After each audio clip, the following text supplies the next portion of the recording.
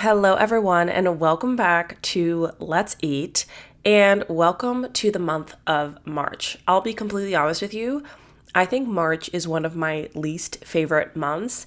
It's just cold, and I'm so ready for warmer weather, and it's kind of a tease. We'll have days where it's like 65 degrees, and then other days it's back down to 30 degrees, which is exactly what happened over this weekend. But in order to make March a little bit more exciting, I am celebrating National Nutrition Month by spending the entire month focusing on nutrition-related topics. Don't want to forget about exercise. I don't want to forget about sleep. All of these factors are so important to our health and wellness, but for the sake of March, I am focusing on just nutrition and different areas in nutrition. So across all of my social media platforms, across the podcast, and any other way I can get information to you, I'm going to be focusing on nutrition. So, included in National Nutrition Month, I have also just announced a new offering that is available to you exclusively through the month of March. It's called Functionally Fueled Mind Body Nutrition Mastery. It is a 90-minute one-on-one call with me to help you really understand what it means to eat for mind-body health. We'll learn how food affects both your physical vitality, your mental clarity, and you'll be offered personalized nutrition metrics that are tailored to your unique needs. So the point of the call is really to help you understand in a well-rounded way how food can be used as fuel for both your body and your mind, and we'll touch on gut health, liver health, hormone balance, and more. How to build a balanced plate, what that means, why it's important, what that looks like. You'll also be offered a grocery list to guide you towards foods that are supportive of overall well-being. And then you'll also walk away with more specific guidance on how to support your body, your needs, and so forth. So this call is really meant to help reignite your excitement around what it means to fuel. I think it is such a beautiful thing, and I get so excited talking about it, to have the opportunity and have the privilege to be able to nourish our bodies in the way that it is asking for. And we've lost touch with that so incredibly through the standard American diet, through the lack of priority that we have placed on eating and on nutrition. We just don't make it a priority like it needs to be. And then also for you to feel more empowered in the kitchen and less confused about nutrition. That is one of the biggest things I hear from clients, whether it's new clients coming to me for support or clients I have now. They're just confused, and this is a byproduct of the way that nutrition is presented to us in our culture. And so really being able to hone in on giving you the education, understanding what it means to build a balanced plate, eliminating any type of calorie counting, restrictive mentality that might be there, because that is very much the energy when it comes to a diet mentality, and then allowing you to walk away feeling more equipped, more empowered, and more excited to take nutrition into your own hands. So I am stoked. I am so excited for this. I think this is so incredibly needed. I have another offer that's 90 minutes that's more comprehensive around health, but this offer is exclusively for the month of March. It's going to go away March 31st. And it's really to help you understand your food and nutrition better. So the information is in the show notes if you'd like to schedule a call. If you have questions for me, please let me know. But alongside National Nutrition Month, as it is, through what I'll be sharing on my platforms and through the podcast and whatnot, coupled with this call, you're going to walk away with a wealth of information as well as specific support. You will be unstoppable when it comes to nutrition and moving into spring and summer, just feeling better about your definition of balance, feeling better about what it means to nourish and what it means to fuel, and having these tools that you can implement and more sustainability in your nutrition for the rest of your life. And that's always the goal. It's not about just making it work for the sake of the next few months to lose a few pounds before summer. It's about creating sustainability in your lifestyle with nutrition and even exercise and sleep and so forth, so that you're able to feel good for years and decades to follow.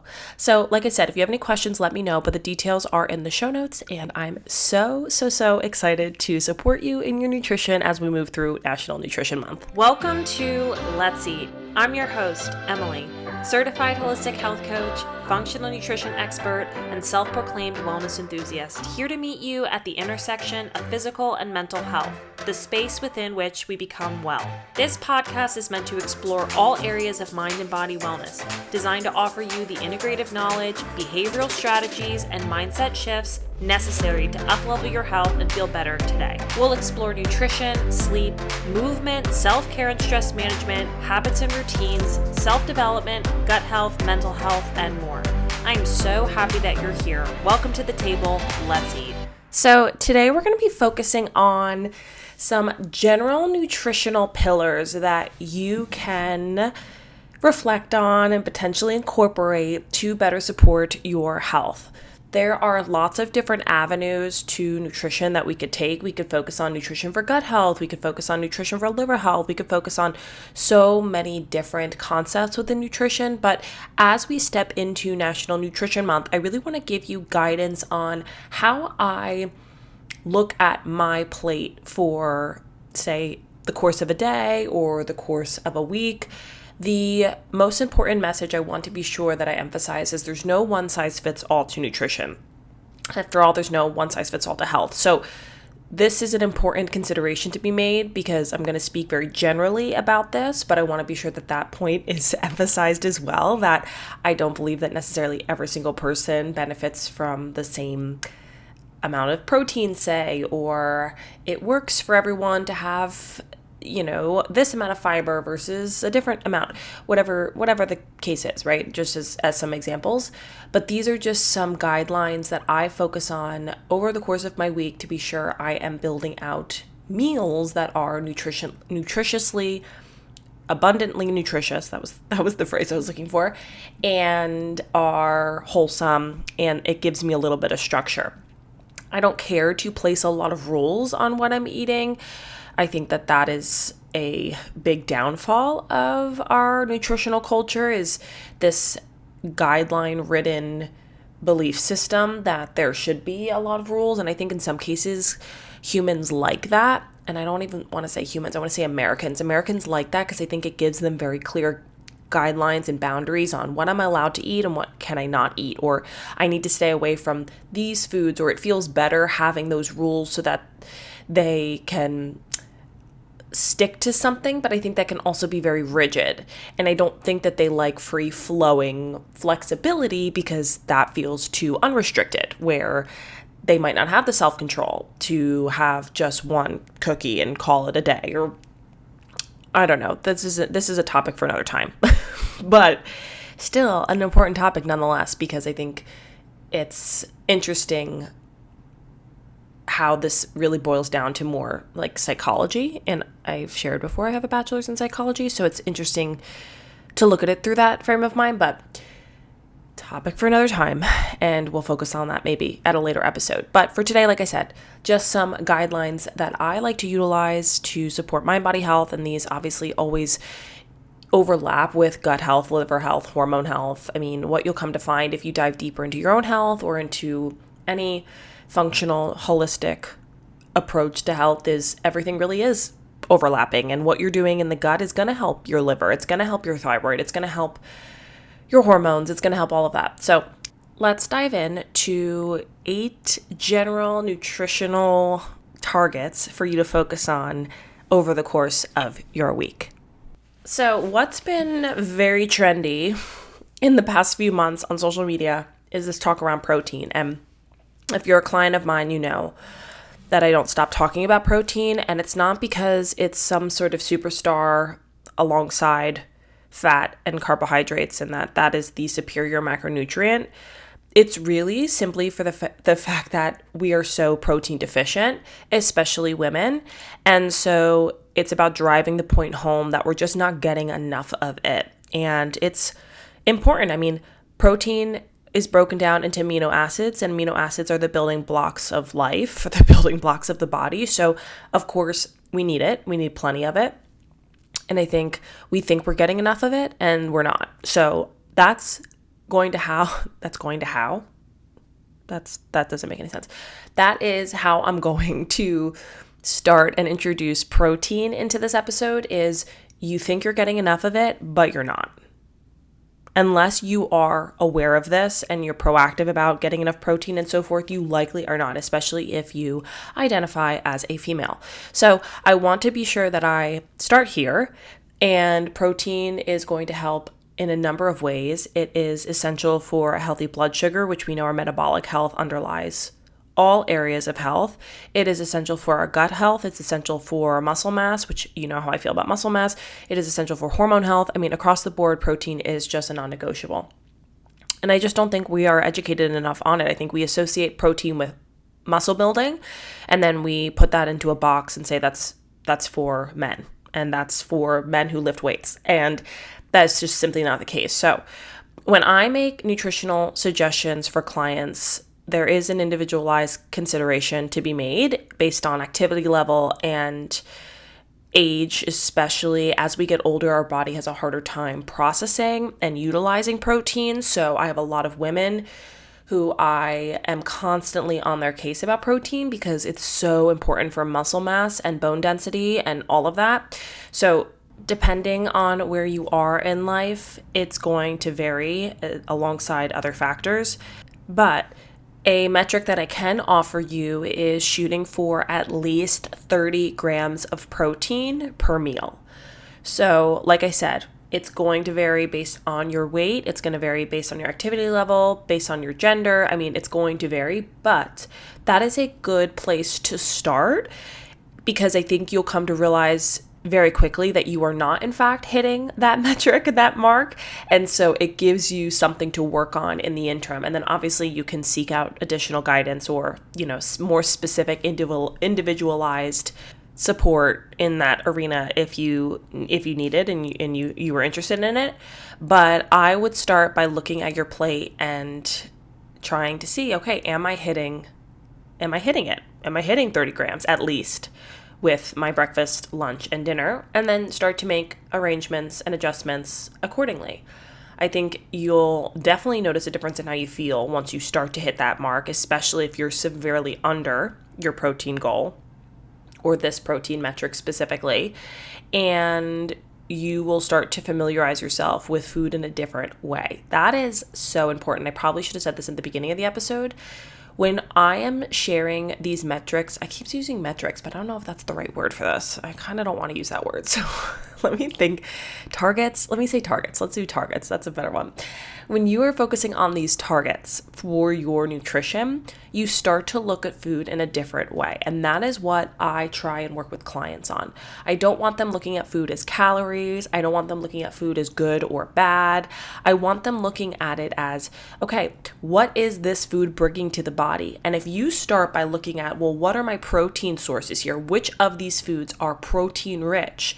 You stop looking at food in a way that might be focused on calories, that might be focused on, is this healthy? Is this unhealthy? Whatever the case might be. And you start to worry about the more important pieces to the puzzle. And I don't want to say worry, but start to invest in the more important pieces to the equation. Is this bringing me protein?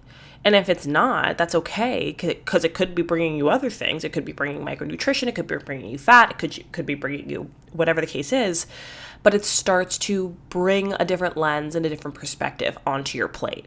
And if you realize, I don't have any protein here, I just have strictly carbs here, you'll start to feel a little bit more literate and more comfortable with, okay, well, what do I have that I can add to this plate to make it more balanced and include some protein into it as well?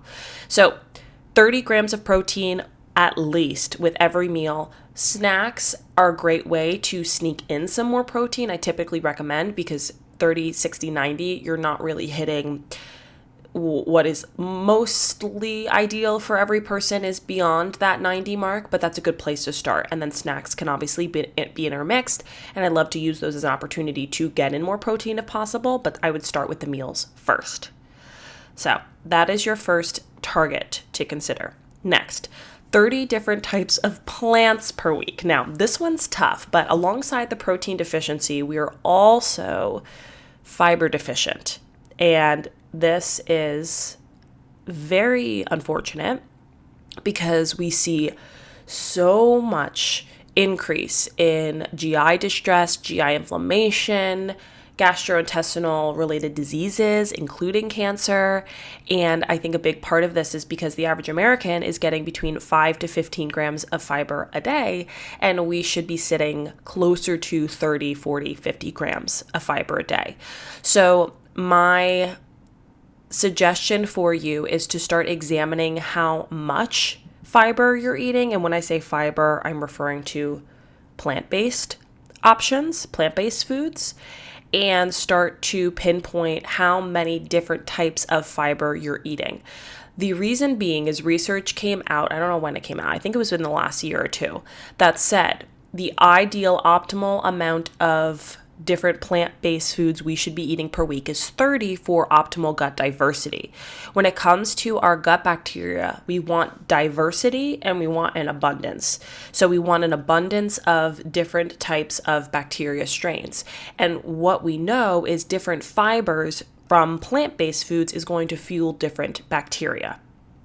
So with that said, getting an array of different fibers is important for the sake of flourishing microbiomes, and that's what we want. Our microbiome is essential for a lot of different parts of our health. So what you can start doing is start counting your plants. I always say count colors, not calories, and we'll get to color. But we'll start with just plants, looking at your plate, and over the course of a week, identifying, do I have 30 different plants? I challenge clients with this, and I myself definitely am always a work in progress with this because 30 different plants is a lot. And I mean, you can also count nuts and seeds, and even, I garnished my pasta dish with with parsley, right? That can be considered a plant. So I wouldn't get too overwhelmed by it. I would start by taking a week and experimenting. Where am I in this? Am I at 5? Am I at 10? Am I at 15? Where do I fall? And then start to actively consider this more as you move along. So alongside looking at your plate, identifying, do I have 30 grams of protein at least here? What types of plants do I have here? Do I have an abundance of non-starchy vegetables here or different types of plants here that support that 30 plant goal? This is a work in progress, like I said, for myself. Some weeks I have no trouble, other weeks it's more challenging, and I encourage you to lean into that ebb and flow of it because it's not going to be a upward trajectory always, or linear progression. But this is more food for thought for you to really lean into where am I getting my fiber from? Am I getting enough fiber? Because like I said, so many Americans are deficient. We are ridden with GI issues. I just saw somebody on my Facebook on a local ladies group that was saying that she was taking these Metamucil gummies for her fibers. She was having issues bloating and whatever. So she was taking them and she was asking for advice on what she could do differently. And of course I swooped in there and gave my 2 cents on it. But fiber does not need to come in a powder. Yes, fiber, like psyllium husk powder, things of that capacity can be great when you're following a protocol of some kind and to get more fiber in. But I always suggest focus on real whole foods, get your plant sources of fiber, and try and challenge yourself with 30 different types of plants per week.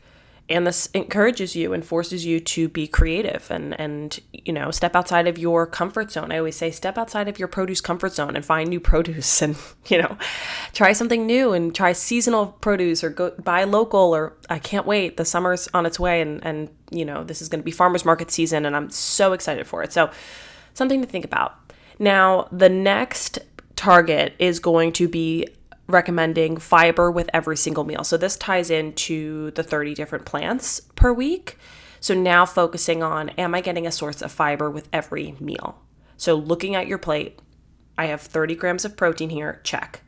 Do I have a source of fiber? Fiber is so essential for the whole body to function. If we're not getting enough fiber, we're not going to be regular. Our gut is not going to be as healthy as it needs to be. Our detoxification system might be compromised. Fiber keeps things moving and grooving, moving along. And like I said before, we are so incredibly deficient in fiber. So focusing on, am I getting enough fiber in my day? If you are someone who is looking at their diet and saying, I don't get any fiber, this is not good. I rarely have vegetables in my plate. I just don't get enough of it. Do not shoot for that 30, 40, 50 gram mark overnight. Your digestive system will freak out and it will not be comfortable for you. At least I can, what's the word? Hypothesize that might be the case. So if that is the case, work slowly to get to that point. Don't overwhelm your body with, okay, now I'm just going to go eat tons of broccoli. That can be a lot. And not to mention that can lead to just distress in general. Eating too much broccoli can, that's a lot of cruciferous vegetables. So I would say focus on starting slowly and starting to incorporate more to give your body a chance to adjust to it. Okay, more does not necessarily mean better. It just takes time for your body to get comfortable with digesting and breaking it down. And I would also say too, if you're starting, I would start with cooked vegetables as well, because eating raw vegetables is harder for the body to break down. It's just more work for it to break down, because you think about steaming up, a piece of broccoli versus just having it raw. Steaming at least kind of starts to break down the broccoli, and it gives your digestive system kind of that head start, or no. Yeah, I guess it's a head start on the digestive process for then when you're consuming the broccoli, it's already kind of moved along in the process. So that would be my suggestion too. If you're going to start adding in more fiber, try and focus on more cooked, steamed, warmed to help your digestive system adjust to more fiber. Next, healthy fats. So alongside protein and fiber, we want our healthy fats. And this is something that I think is very, I don't know what the word is. It's very, I don't want to say taboo, because it's not taboo, but it's goes against what our culture says. I mean, in the 90s and the 2000s, there's a lot of fear around fat. We should be eating low fat, avoiding fat, no fat. And it's very impactful on our gut health, hormone health, brain health. Holy cow. I call fat WD-40 for the body. And so just imagine how your body would function if we are likening it to WD-40 and what WD-40 does to what it's meant to do.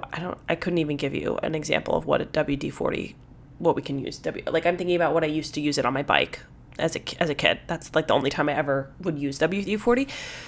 So I'm pretty much ruining this example for you because I'm not able to give you an example. I'm just calling it WD-40. It's just like a lubricant, essentially, right? So keeping that in mind, and if we're not giving ourselves that for the body to optimally function and utilize fat in the way that it's needed for hormone health and our blood sugar and brain health and so forth, you can imagine where trouble might arise. So focus on getting a source of fat. Now, it's not that you need like an overt source of like a spoonful of butter with every meal, but focusing on how is fat incorporated into my meal here. Is it I've sauteed my vegetables? Is it I have a dressing on my salad? Focusing on that so that you're getting those healthy fats in and being sure that that's a staple on your plate. That is always going to be a suggestion. The example I like to use is how we went through this phase where we think that we should be eating salads with no dressing. Now, I don't know if everyone went through this phase. I definitely went through a phase where I thought I should be eating a salad and I was better off without the calories, quote unquote, so I would have it without dressing. And what? Like, that's so silly. The dressing's the best part. What do you mean I'm not going to have dressing with my salad? So I highly encourage you to have dressing with your salad, especially because a lot of the nutrition coming from the vegetables in your salad require a fat to help transport the nutrition in the body. That's fat soluble nutrition. So having extra virgin olive oil or avocado oil or whatever kind of oil you have with it is going to support the absorption of that nutrition within the body. So giving your body healthy fat is essential. It's so important. And especially for any female who is dealing with any kind of hormonal issue, which most women are because hormones are so delicate and there's always, I don't want to say always, that's a hard stop generalization, but most cases there's some sort of imbalance taking place because we're not getting the help that we need from our healthcare system. And like I said, hormones work as a symphony, and any kind of imbalance or issue in one area is going to impact another. So this is your stress, your sex, your thyroid hormones. All the hormones work together. And so having healthy fat is essential for that healing process and to support healthy hormone production and all that. So focusing on healthy fat alongside your protein and your fiber, so important. Next, regularly eat the rainbow. So this ties into the fiber conversation. But what I don't think we focus on enough is the importance of different colors of the rainbow. Now, we hear eat the rainbow. We know that's a pretty cliche statement in the world of nutrition, but do you really understand what exactly that means and why it's so important? When it comes to different types of color, red, orange, yellow, green, blue, purple is usually lumped together, and then sometimes they add in white. So it's red, orange, yellow, green. Blue, purple is typically one category, and then white. What we know is each color signifies a different nutritional composition. I want to read this quote. Understanding the complex role of diet in such chronic diseases is challenging since a typical diet provides more than 25,000 bioactive food constituents, many of which may modify a multitude of processes that are related to these diseases.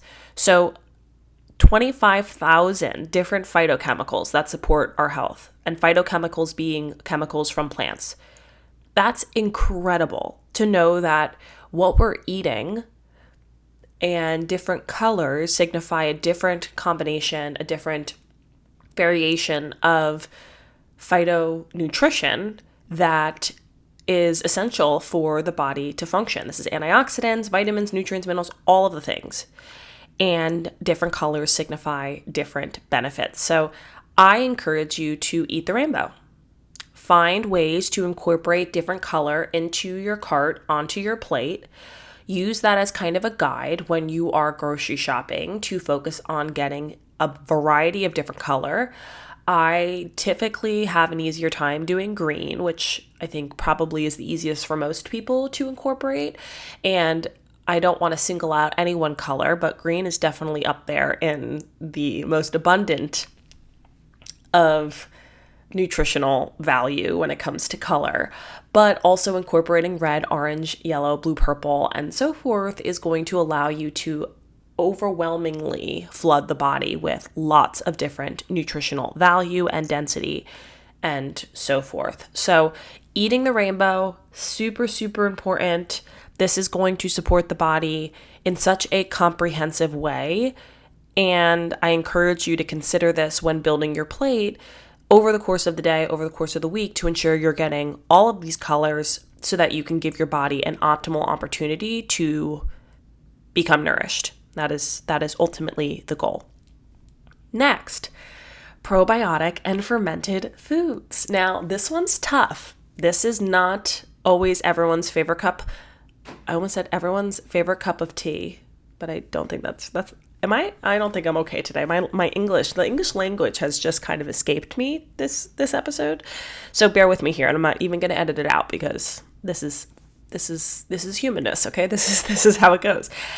So it's not everyone's cup of tea. There's some people who are obsessed and love it and have no trouble having a spoonful of sauerkraut or kimchi a day. Other people, not so much. So when it comes to probiotic supplementation, I am not someone who's going to recommend that to clients unless it's relevant to what we're working on and it is specific to their protocol or their needs. So this is going to look like somebody who's maybe taking antibiotics or, it maybe for digestive support because they need support in some arena in that, in their specific needs. But I'm not going to just regularly have someone take it because I believe getting it from real whole foods is going to always be the superior way, as is with any kind of nutrition. You're always going to find that eating food in its real whole form is superior to taking any multivitamin that might be out there. I should have started with this. All right, so here we are. I'm saying it now. Eating real whole foods, I'm going to say it again, I'm going to say it 6 more times so that you hear me loud and clear. Eating real whole foods is always going to be superior than taking any multivitamin. That is because when we're eating food in its real whole form, it is accompanied by the perfect ratios of supporting nutrition that is needed for the body to recognize and utilize in the very best way, in a perfect way. What is found in nature from a nutritional standpoint is perfectly created because it has enough of the vitamins, nutrients, enzymes, whatever the case is, that is necessary for the body to utilize most effectively because it's coming from a food source that was made perfectly for that purpose. Are you following me here? So when we look at a multivitamin, while there's a lot of high quality multivitamins out there, those are manufactured. Those are man-made. So that is going to be created in a facility for the sake of human consumption, right? And for the sake of our benefit. But what we find in food is always going to be superior. And not to mention superiority in terms of nutritional value, but it's also going to be superior in terms of bioavailability, which means how the body utilizes it. So it's going to be more bioavailable getting your iron from a source of iron, say a piece of red meat, than it will be taking an iron supplement. So keep that in mind when you're choosing your supplements. You can't out-supplement a poor diet, and you're better off focusing on real whole foods first to get in enough of the nutrition that you need, as opposed to trying to out-supplement and take all these supplements to make up for something that you're just not doing. So sorry for the tangent, but it's an important tangent. So similarly with probiotics and fermented foods, and this can also tie into prebiotic fiber as well, which we touched on fiber, but I'll kind of speak on that too. Focusing on real whole food sources of probiotics, and I guess some are processed because, the fermentation process is technically a process.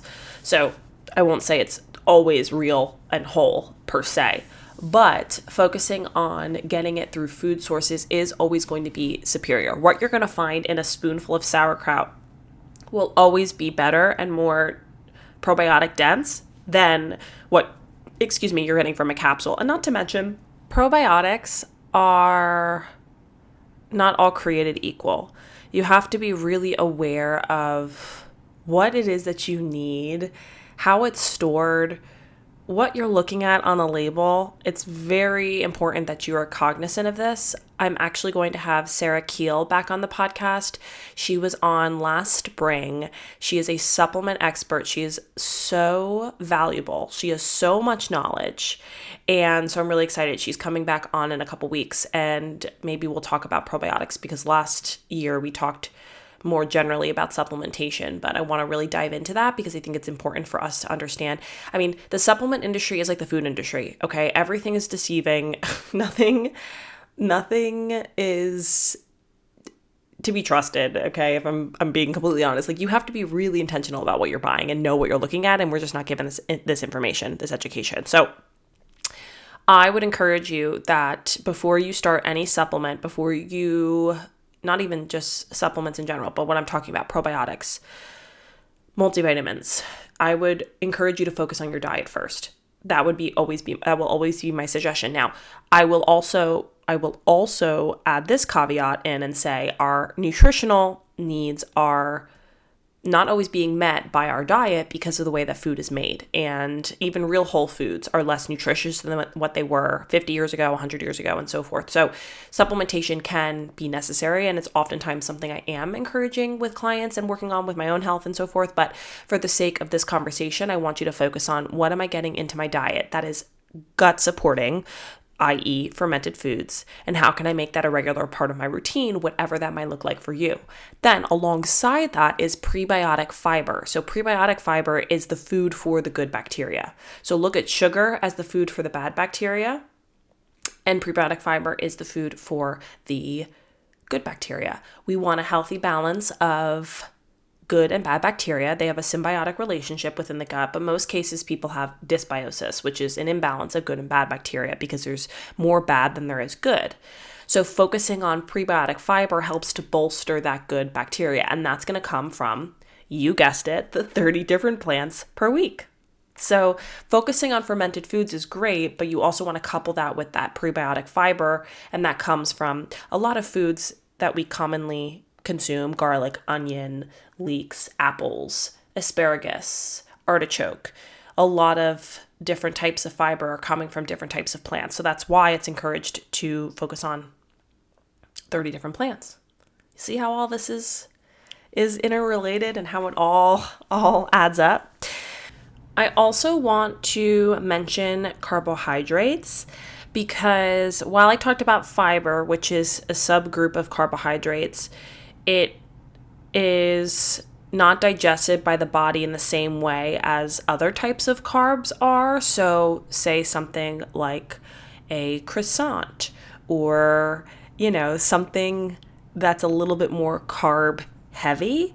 Most carbohydrates are broken down into glucose for energy, but fiber just passes through the digestive system. So there's two different types of fiber. There's soluble fiber and insoluble fiber, and each of these forms of fiber serve the body in a different way. So that's why I really drove the point home that we want an abundance of different fiber sources in our diet, whereas something that's more of a simple carbohydrate, say like a donut, is going to be broken down quickly into the body into glucose, and it's going to then spike our blood sugar. And as we know, this is going to generate lots of dysfunction with our insulin response, and it can contribute to high blood sugar, to insulin resistance, and then metabolic dysfunction. That, once again, is an episode for another time. I actually might have an episode out about that, so I'll have to go back and maybe I'll link it in the show notes for you to listen. But when it comes to complex carbohydrates, these can also be rich in fiber. So the vegetables, as I mentioned, or whole grains and legumes, these can be also wonderful additions to our plate. I think there's too much of an emphasis on it. So that is where I think we have things wrong. I would encourage you, and this is something I encourage clients with, is to focus on protein, fiber, and fat as being the predominant players on your plate, and then carbohydrates being almost accessories to your plate. Glucose is the body's preferred source of energy. So I'm never going to say that macronutrient, the carbohydrates, are not welcomed in at the table on your plate, because I believe all macronutrients are welcomed. It's just about ratios and how much we're eating of one versus the other, which I think is very imbalanced in our culture. We are a very carb-driven culture. Now, there are experts who say that carbs are non-essential macronutrient, which means we don't need them.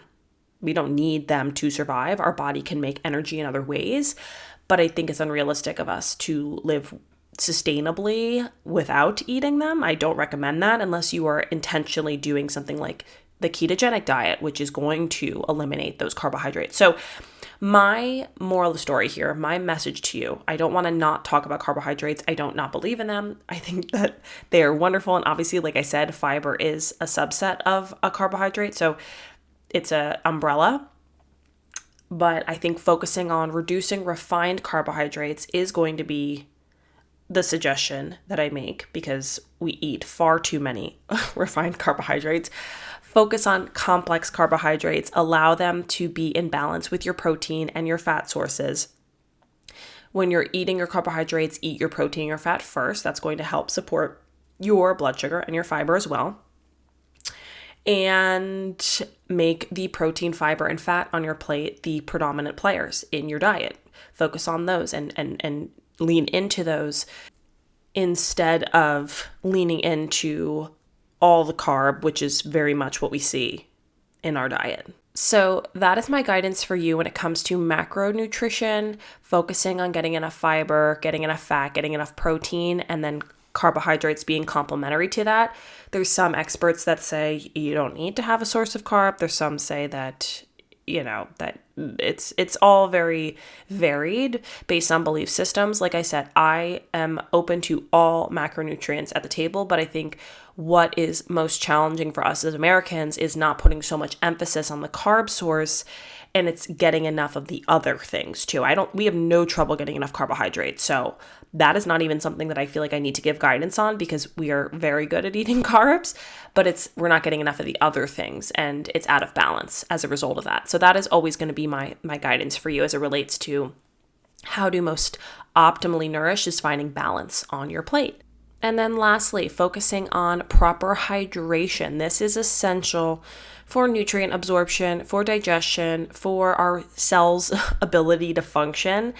And getting enough of those minerals is going to help support that process. So I am a big believer in hydrating through food. So foods like bone broth, watermelon, even coconut water, cucumber, celery, leafy greens, all of those foods are naturally hydrating for us, but then also just getting adequate water and drinking more water, or finding a high quality electrolyte supplement or herbal teas. Or this morning I had a pinch of Redmond's real salt with lemon juice in my water. I actually shared it on Instagram. That is such an easy hack. It's actually something I do pretty inconsistently, and I don't know why. I just don't prioritize it, and I should, because it's such an easy thing to do first thing in the morning. Hydrate, kickstart your digestion, kickstart your liver. All of that is so valuable, and it's so easy and it's affordable. So highly recommend Redmond's real salt and lemon juice. I have the salt linked in my storefront if you want to go shop. But focusing on hydration is a key pillar with nutrition, because if we're not getting what our cells need to function properly, then what do we expect is going to happen? What do we expect is going to take place if our cells are not functioning the way that they need to, because they're not getting the electrolytes and the minerals and all that good stuff in order to do that? So that is always going to be a suggestion too, that hydration can come in a multitude of different ways. Focusing on real whole foods, you're going to kill a couple birds with one stone, which is lovely and wonderful, but then also through what you're drinking, if you're drinking enough, and so forth. You don't need a fancy electrolyte supplement, let me tell you. I love my electrolytes. I talk about them all the time.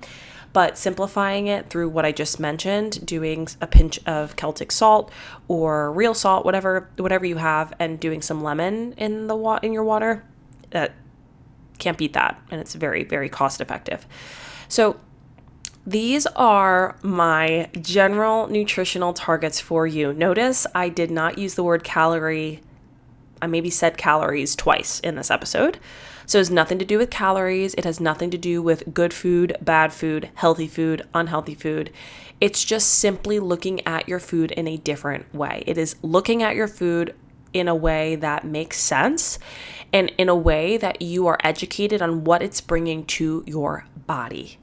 Now, like I said, we could get really granular about liver health, gut health, all these different areas of health, and I plan to over the course of the next month. So be sure you're following along on Instagram and TikTok and all of the things, all of the spots. But for the sake of this episode, I just wanted to give you some guidance, and it's more of a self-audit now. I think for this next week, that is my homework assignment for you, is to really just take notice of, what does my plate look like?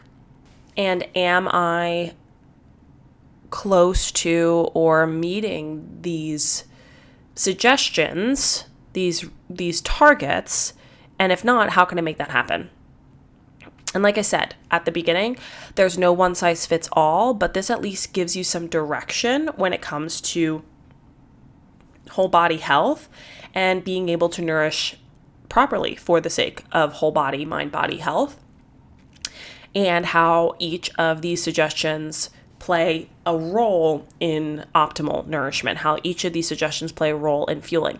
And also notice I gave a few suggestions as far as the probiotic sources go and hydration goes, but I really didn't give you specific foods. I wasn't saying, oh, this is a superfood, or you should be eating this for, best outcomes. No, I gave you groups of foods, protein sources, fiber-rich sources. I gave you those suggestions to then allow you the freedom and flexibility to decide what that looks like for you. Because if I sat here and tried to give you a prescriptive, you should be eating chicken breast with this amount of avocado and blah, blah, blah, blah, I would not only hate that, all right, most importantly, I hate that. And next, that is not realistic for you. It's going to look differently for you and what you prefer and what works for you.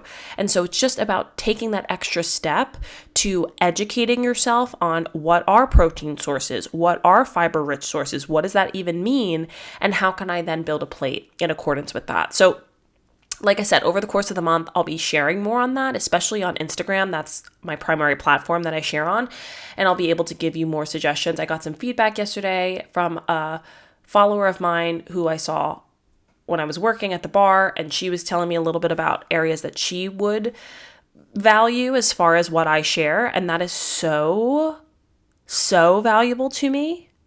I'm going to say that again. It's so valuable to me. So please don't hesitate. I don't get enough feedback from my followers, and that is really hard for me because I want feedback and I want to know what is helpful and what you could care less about, because I literally just share based on my own personal, I want to share this today. And it's great, but I want more feedback about what could be best, most helpful for you. So please let me know. But I hope that you enjoyed listening. I hope that this was helpful to give you some direction, because like I said, I know it can be confusing and there's no one size fits all, but whatever direction is going to take you to real whole foods is going to be the direction you want to start with. That is always going to be the direction that I suggest, no matter where you are in your journey.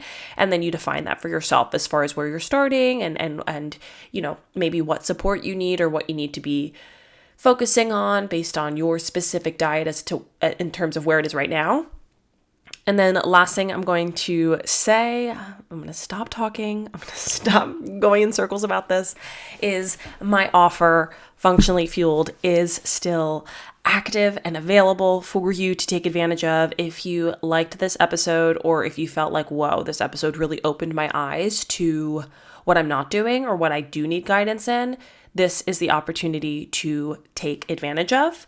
I am so excited. I have lots of open availability for the month of March intentionally for this program. I opened more slots, more time slots, so that I could really cater and support everyone who's interested in this opportunity. And you can pursue it at any point over the course of the month. But I encourage you, if you feel like this is something that you need some more support in, or maybe you left this episode feeling like, holy cow, I need to completely change my approach to nutrition, and you want some hand holding while you do that, more specific guidance while you do that, then please feel free to reach out and schedule your call. The link is in the show notes, as I mentioned.